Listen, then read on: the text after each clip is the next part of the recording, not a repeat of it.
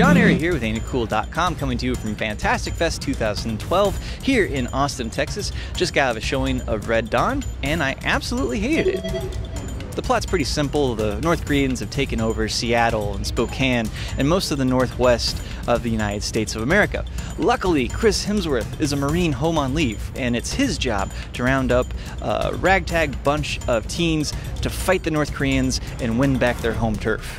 The good things about the film: Chris Hemsworth, he's absolutely wonderful in this. Unfortunately, he has absolutely no script to work with, and so he's really just kind of skating by on charm alone, and he's able to succeed. Unfortunately, most of his co-stars don't have that advantage.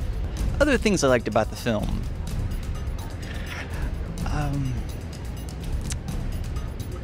Well, let's talk about the things I didn't like. As a fan of the 1984 original directed by John Milius, I absolutely hated this. One, because the style is completely sanitized. There's barely any blood.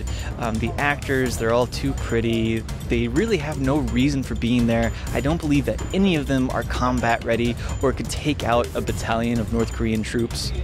The writing is so bad, I mean, it never actually shows any of the tactics or the strategy that the Wolverines used to take on the North Koreans. So again, there really isn't any reason to believe that they could actually win a battle of any sort in this sort of situation. Performances are pretty bad. Again, they don't really have much of a script to work with, unfortunately, so it's not exactly everyone's fault here. There's some really forced romantic crap in here between a couple couples that just doesn't have a place in this kind of movie. I mean, they're being hunted down, yet they take time to flirt with each other and have a romantic sit by the lake while they're waiting for the North Koreans to find them. It's awful. I don't think that the action is shot very well either.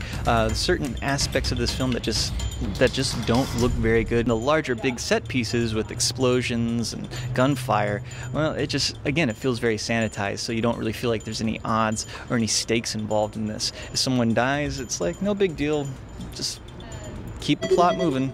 So to wrap it up, the Red Dawn remake, it just feels unnecessary. There's really nothing here to get excited about or any real reason to watch this. Go back to 1984, pull out that original with Patrick Swayze and Charlie Sheen, and you'll see exactly why this film doesn't work. But those are just my thoughts. You can leave your comments below and keep checking back in with AintItCool.com for more news and reviews. I'm John Airy.